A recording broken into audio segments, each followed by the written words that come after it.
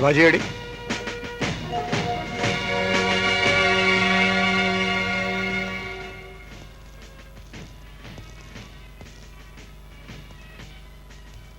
శివాజీ, పసివాడుగా నువ్వు నా దగ్గరకు వచ్చినప్పుడు నీ తండ్రి ఎవరంటే ఆకాశం వంక చూశావు, తల్లెవరంటే భూదేవి వంక చూశావు, తాత ఎవరంటే గాంధీ ఫోటో చూశావు.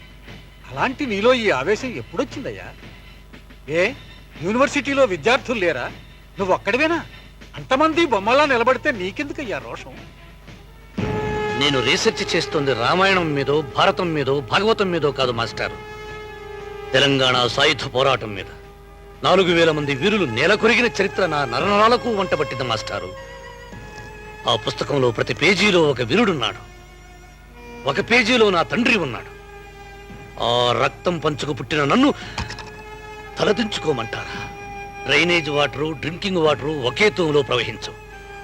పౌరుషము, పిరికితనము ఒకే నరంలో పరిగెత్తలేవు మాస్టారు. జిందాబాద్ జిందాబాద్ జిందాబాద్ జిందాబాద్ జిందాబాద్ జిందాబాద్ జిందాబాద్ జిందాబాద్ జిందాబాద్.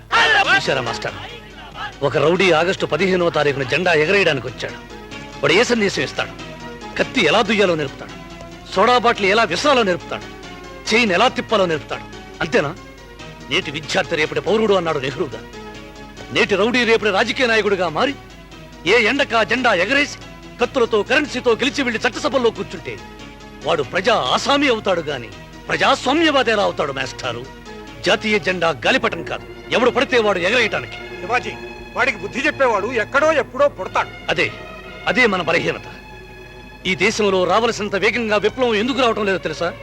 ఎవడన్నా పోరాడి పెడితే తిందామనుకునే జనం ఎక్కువగా ఉండబట్టే. బ్రతుకు ఇంతి అనుకుంటే నరకం, బ్రతుకు ఎంతో అనుకుంటే స్వర్గం. నిజమే, కానీ వాడికి సామాన్యులు అండలేదు, రాజకీయ నాయకులు అండ ఉంది. పక్కనే ఉండి జెండా ఎగరేయించిన ఎమ్మెల్యేని చూడలే. ఏకాంబరం గారు, ఎమ్మెల్యే ఏకాంబరం గారు.